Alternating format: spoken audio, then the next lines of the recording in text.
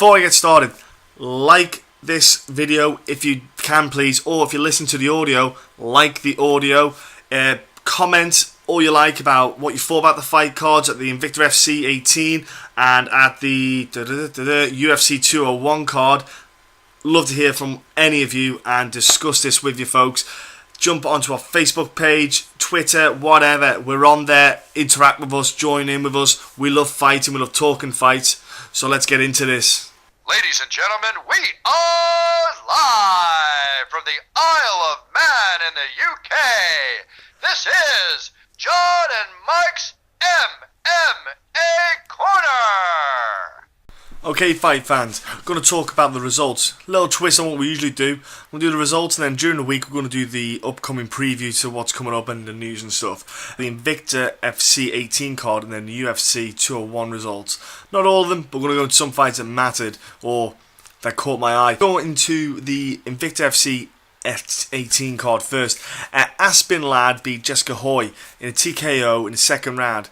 Now, in my opinion, I just want to mention this quickly. There was numerous shots that were to the back of the head, and the referee did nothing about this. Now, if you don't know anything about MMA, is that you are not allowed to strike the back of the head. Now, specifically, there's like a strip. Imagine there's like a 2-inch strip, like a straight line going around, like having a mohawk. When you see it like a mohawk go, it's essentially that on a fighter. Okay, you cannot strike that area, and I have to say that Aspen Ladd landed that a couple of times when she was landing the ground and pound, which made a huge difference, I think. The referee's approach to it was poor, didn't stop it to break them up, look at the fight that had been struck, see how they were. Secondly, maybe should have stopped it, stood them back up because it was a legal strike. Not saying she had to have a point deducted, but anyhow, the fight happened. Aspen Ladd went on and won. A great fight that I really enjoyed, which was Megan Anderson against Peggy Morgan. If you haven't seen Peggy Morgan's face from that result, I suggest you get onto UFC Fight Pass and watch their fight straight away. Megan Anderson showed that she's developing leaps and bounds with Glory MMA, having James Krause as a head coach there, UFC lightweight there. She just absolutely put a clinic on with her striking. You know, using good hands, angles, landing that right straight time and time again. I just could not get my head around why Peggy Morgan was circling to the right, to her left, sorry, which would have been to Megan Anderson's power right hand. Megan Anderson finishing that fight with a TKO in the first round. Now, Megan Anderson, she is definitely one of the contenders in line for a shot at Cyborg. The problem is the lady who fought after her is the lady who beat her in Cindy Danduis, Danduis, as you could say. She's from Belgium. She went and beat her opponent in Jessamine Duke, who Jessamine Duke, to be fair, has not been on a very good run at all. This time she got a lovely submission. Cindy got an armbar, but not in your usual position. She got it from scarf hold, okay, where you lock in the armbar with the leg. I've done it myself in an amateur bout. I think that's where she learned to move from. But look, in fact, I've done it twice in amateur bouts. It's not a technique that's used very often. A lot of times when you see an armbar or a scarf hold, when you see scarf hold, a lot of people tend to go for that key lock. You know, they'll wrap the leg over the top of there, extend it out, and they get the key lock in. Or what they'll tend to do, if they can, is that person will wrap the arms around the body because they won't want to get that arm exposed as a danger arm, and you'll get a good ground and pound in. But this time, Cindy got the lovely armbar. Submission tapped super quick. That came on. You could see as well that the hips moved up. The hips went up a little bit. And the hyperextension happened. The tap came. Now, Cindy, she beat Peggy. Cindy's not been beaten since. She's probably, in my opinion, I would say, if you look at it theoretically, she is ahead of Megan. Or Megan, sorry, I could say Megan. Don't know, you say Megan, not Megan. I don't know why. But anyway, she's ahead of Megan. Now, they may, because Cindy can do 135. Cindy might try and go down to might fight at 135. She just wants to fight regularly. She doesn't care. So they might put her in the 135 division, maybe have a shot at a title there, and put Megan Anderson at the shot at 145. I actually quite like the fact that if they can keep Cindy there, it gives Cyborg fresh people there, you know, because prior to that, there wasn't that many girls in the 145 division building their way up to a title shot. You know, they were usually bringing people in. I think that they've got that stable of girls in the 145 class, and they can build them up to get wins, and then they can earn their shot in a way so people can see the development and the growth. I think that if you can get that to happen, I think it's great. 2 options is a way better thing than 1. I hope that they have this in mind. I'm not sure, because I don't know if Cyborg is going to go to the UFC full time. I doubt it personally, because unless they set up a 145 class in the UFC, which it's really helpful having these girls doing this, because they can put really a good claim in for having a 145 division. I can't see them doing that yet. They've talked more about the 135 because they've already got the 115 and 125 class. I don't know, but we'll see how that goes. Next up on the card that I was super impressed with, of course there was a couple of fights actually, but the main event really actually showed Alexis Grasso showing absolute dominance. I suppose you could say that. It was a shame that it was a 3-round fight. I'd like Invicta to take on that mindset of the UFC. Main event is 5-round. Title, no title, 5-round fight. Make it a spectacle, the main event. Make it that showpiece. And this fight could, I think it would, if it went 5 rounds, it wouldn't have went 5 rounds. Josie, my apologies for the pronunciation, but Jodie Esquibel, she really did get beat down on there, especially in the latter part of the fight. When it came to the end, we came to the 3rd round, I thought that Alexa was going to finish the fight, but she just was very patient, very smart, in the sense that she didn't risk it. She didn't charge in and get caught with something that could have lost her the fight. She just kept picking away, and just picking up that win base, that clear decision win. Now, Invicta had a great card, and do you know what? There was some great wins for Mizuki Inoue. That was another good win for another lady on a card. There was a handful of girls on that card who performed well. I think Invicta put another great showing on. I think Shannon Apps would be super happy. And Julie Kedzie and TJ Santos was on the mic. They did a great job, I have to say. I really enjoyed listening to the pair of them, especially Julie Kedzie. She knows exactly what she's talking about in the fight game, being in it, and she really cares about it as well. She knows obviously about her women's MMA.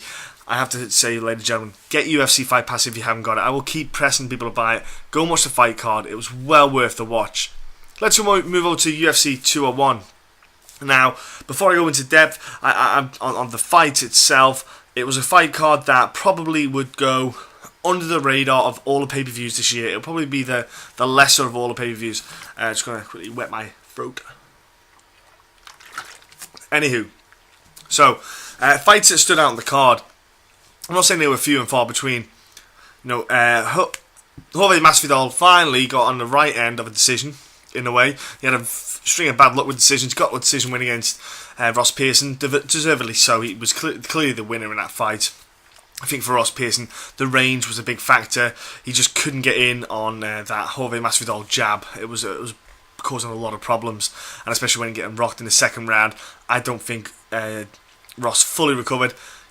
Thing is, Ross was a proper gangster, stepping up to 170 anyway. As he's stepping up, as in he just didn't bother weight cutting. I know Jorge has been 155 for a while, but Jorge's been UFC. I think was that his 3rd fight at welterweight or 4th fight? It could even be 5th. He's had a few fights at welterweight now. I do apologise if I forget the numbers. He's settling in. Jorge Masvidal. I think he's one of those guys that getting that win will help relax him, getting back in there. The fight, though, after that was Nikita Krylov against Ed Herman. Now, Ed Herman, last fight he had, good win against Tim Boach, without 145, going up to 205. I'm not sure the 205 division is the fit for Ed Herman, in the sense that those guys are big, and Krylov came down from heavyweight. Those guys are big and strong. Now, Ed is a big, strong boy himself, but there is you can see a clear difference in the power that's coming along. And Krylov really rocked Ed in the 1st round. 2nd round comes, and it was a good exchange. It was a good exchange, but then that head kick and walk away head kick was beautiful. Ed Herman was out. Literally, it was lights out for Ed Herman. Now, I don't know what happens for Ed. I think maybe he should just. I think he's just one of those guys that I want him to keep fighting. He's a fun fighter. He's a fun guy to watch. I think he should go back down to 185. If I'm honest, if he can get down to 185 anyway, because again, age is a major factor. Let's go on to another fight in the card that I think was fun. Eric Perez and against Francisco Rivera. It was a fun fight, ladies and gentlemen, in the sense that the 1st round, and the start of the third. Okay, you had it was a brawl. It was just pure brawl. It was not.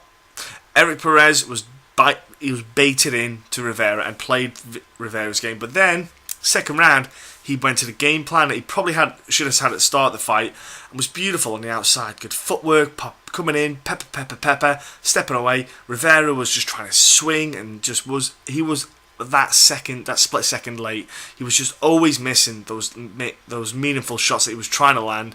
Perez's second round was beautiful. Third round came, the two of them just went in and just blasted each other.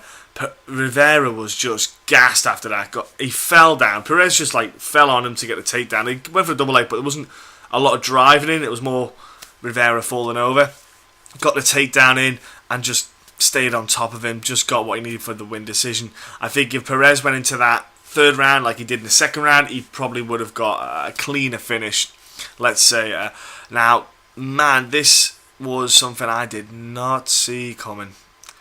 Jake Ellenberger and Matt Brown. This card fight, do you know what? This year I need to stop guessing or think about what I'll predict. I need to just shut up, because the underdogs are just coming out of the woodwork all year long. Now, Jake Ellenberger was a man who was in desperate need.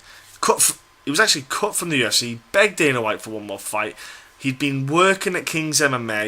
He finally found that kind of home to be in, that place to be in. I mentioned it before as well, that it was a factor to take into consideration on the previous podcast, and it made huge dividends. And I think Rafael Cordeiro, again, is going to get overlooked in a sense of the coaching. Scott Curzon as well, with the strength and conditioning side of things. Jake Ellenberger went in, dropped Matt Brown. Literally could have finished him then, but Matt Brown just is a tough son of a bitch. Got up. Jake Ellenberger needed to compose himself, because Matt Brown kind of three-quarters recovered. Fight carried on, and then that body kick from Ellenberger. Now, something that Matt Brown has always had. Oh, sorry, I'm afraid. Yeah, he's always had a problem with those body shots, Matt Brown. It's always been kind of his Achilles heel with taking in or accepting a body kick. But Ellenberger threw a body kick from hell, cracked him in the ribs, dropped him, went over the top of him, just quick ground and pound. But Mark Goddard was the referee, spotted this clearly, saw a couple of shots land, knew that Matt Brown was not interested, not going to carry on, stepped in, stopped the fight. Ellenberger, resurgence, he got that win, he got that kind of, he got that weight off his shoulders, so to speak. Happy for him, because Ellenberger of old is a badass, okay? And if Rafael Cordeiro can get it out of him, and especially it's the mental state for Ellenberger as well, it's a big factor. Ellenberger's a good, fun guy to have in that welterweight division, and I thought he was done and out, and he just turned it around. I'm really made up for him. Matt Brown, dude's just going to go and dust himself off, and I'll tell you what, he'll be straight back. He'll fight again before the end of the year. He's just one of those guys. Maybe just needs to work on those, accepting those body kicks. A bit like Donald Cerrone, again, has that subtle look. But let's go to the next bout to talk about. Rose Namajunas against Karolina Kowalkiewicz. Now, say that 10 times really fast, I dare you. This fight, Mike, obviously, if you listen to the last podcast, was pro Rose, alright? He had Rose all over. To be fair, Mike didn't do any research on Karolina, had no clue about Karolina, didn't know anything about her. I did. I've watched the fights anyway in the past, so I knew about it. I knew that this girl she is one of those silent killers, and is so technically gifted. She's so well-rounded in the technical aspect with her striking that Mike didn't have a clue what was going to happen. And I saw it, and I said it, and look, Karolina, I'm not even going to say caused the upset. She went in, because she was undefeated anyway, and she literally just, the first round was really slow start. I'd give it to Rose, because Rose landed some good shots, good counters to Karolina. She looked like Karolina was trying to get a pacing right for the fight. Second round and third round, the clinch at the end of the first round was what changed the tide. Karolina got the clinch in, got some great knees to the body, and she carried it on the second round and the third round. She used a clinch. She dominated with the strikes, elbows. Some of the elbows landing as well was just beautiful to watch. Then it really took a knock on the performance from Rose. And what you'll see in the second round was Rose flat-footed. The first round she's bouncing around, she's doing good angles, and that was what made a difference, because Carolina was trying to get the timing, trying to get the distance nailed.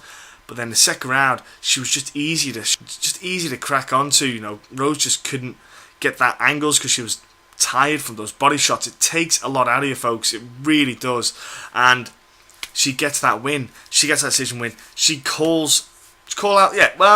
called out Joanna Jędrzejczyk.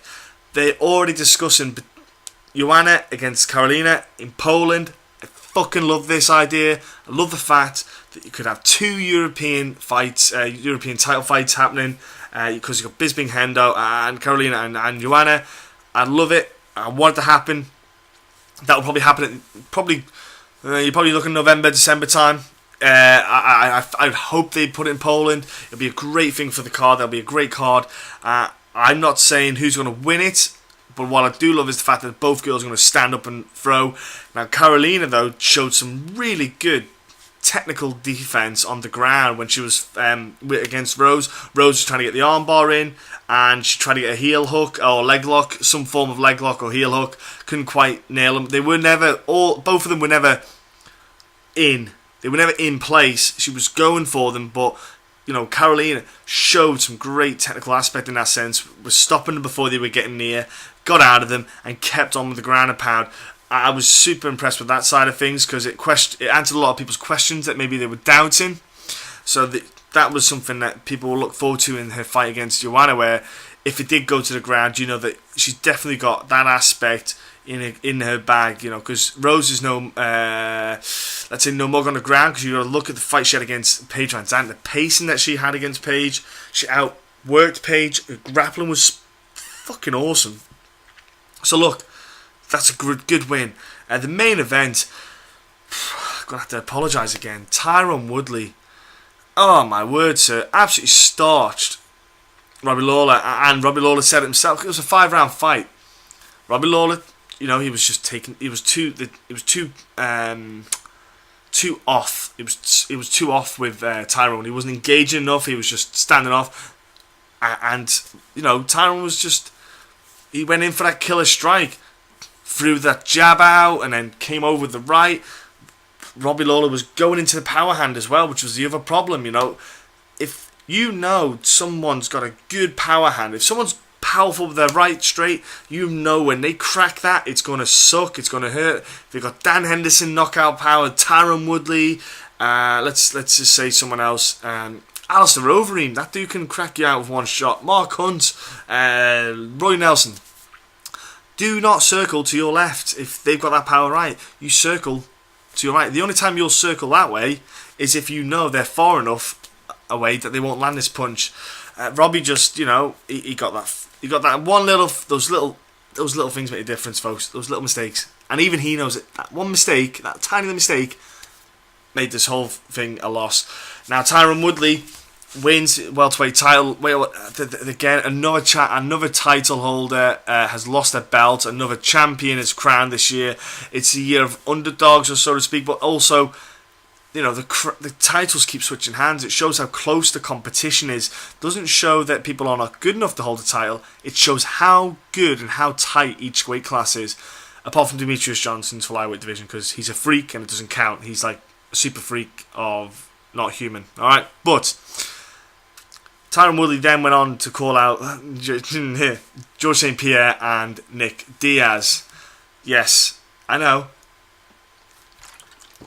Yes, Nick Diaz, who's not won since 2012, I think it is. George St. Pierre, who's not fought for 3 or 4 years. I can't remember when last time George St. Pierre fought. Called out the two guys because they're names. They're big names, they're big paydays, and that's what he wants. He wants big paydays because he knows he's 34 years old. He doesn't have forever in the game. And also, it's a good idea to call them guys out because they've not fought for a while, and it's probably puts you in a better situation to win, possibly. I'm not sure about that, but what I do know is Stephen Wonderboy Thompson wants a crack at that belt, and it's earned a crack at that belt. And if I was Tyron Woodley, I wouldn't want to be calling out Wonderboy Thompson, because he's a badass motherfucker. Wonderboy is starching guys. He's coming into fights and taking minimal damage and walking out of there ready to go again. Tyron Woodley, I swear, if he fights Stephen Wonderboy Thompson, is in for a nightmare of a fight, because he won't be able to use that distance like he did with Robbie. Robbie's more, I won't say station, but he's, well, compared to Wonderboy Thompson, a bit more static, so to speak. I think that Wonderboy Thompson is going to get that title shot. You know, I know Tyron Woodley wants those fights. He ain't going to get them. He can sit there and huff and puff and stamp his feet. Wonderboy's the fight to make. Wonderboy's made his mark. Damian Maia, I know, ladies and gentlemen, has worked his way for the title as well. He's done what he's needed to do. I just don't think they're going to give it to... I know he's fighting Carlos Condit. I know that fight's going to come along. But even if he does beat Carlos Condit, I just don't think they'll give the fight to Damian Maia. I do see them doing it as Wonderboy Thompson. I think that for them, Wonderboy's more marketable than it's a business, ladies and gentlemen. Don't forget that. So yeah, that fight was there to happen. Now, Ian McCall against Justin Scoggins was meant to go down on this card. It did not happen. Justin Scoggins couldn't make the weight. Like a man, stepped up to the plate and said, look, I cannot make the weight. Having problems with the weight cut. I ain't going to do this anymore. Now, he talked the day before how he wanted to dethrone Demetrius Johnson, but also he wanted to dethrone Dominic Cruz or fight for the bantamweight title, but first he wanted to deal with Demetrius Johnson. Now, that said to me straight away, that cut's killing him. You know, if you're talking about going to bantamweight, it means you're making a big cut going down next. You're not going to be a small lad going up to bantamweight. It's not a good idea. Now, Demetrius Johnson has kept his crown, kicked ass, done what he's due. I understand Scoggins wanting to call out Demetrius Johnson. So now he's not made weight, he's going to have to deal with the bantamweights. And he's stepped up to the plate. I admire him for saying it as well. I admire him for not trying to make it next, to try and keep doing it, try and keep cutting that weight. He's saying he can't do it. It's not a good idea. He's looking after his body. I look forward to seeing him in the bantamweight division. He's going to be a great addition to a weight class that has come absolutely on fire of late. Like, absolutely on fire. You've got Ian McCall, though, who got paid. He made weight like he was meant to, because it was such short notice. It was like, as in, I think it was the day before the weigh-ins. So kudos to the UFC for paying him. I think they paid him his win bonus as well. Of course, he got that Reebok deal money, and that's, I'm happy for him on that side of things, because he's been out for a while, and he obviously pulled fight camp, and the fact that it didn't go through, he's looking, Ian McCall, to get straight back in it. He's looking to get straight back into UFC 202. I kind of hinted that it would be nice to get him on a UFC Manchester card, but just saying, I think he should fight Wilson Reis, or Wilson Reis, however you want to pronounce it, Brazilian boy who fought this weekend. He was meant to fight Demetrius Johnson. He fought Hector Sandoval, who was a newbie, went through him like hot knife through butter, got him down, choked him out. I wouldn't say it was inevitable. It was a good opportunity for Sandoval to maybe potentially jump on a chance to, you know, make a name for himself. But it didn't happen. Anyway, I'd like to see, because Reis took no damage really. McCall, Reis, bang. They fight each other. They should fight Demetrius Johnson for the title. But they're doing a tough series. The winner fights Demetrius. So maybe the winner after that fights Demetrius. I'm not saying that person's going to lose, but probably will. So yeah, that's the last few cards. We'll be back again later on in the week. Well, Mike's not here, but we will be back later on in the week to talk about the upcoming cards, and there's some good fights to look out for, folks.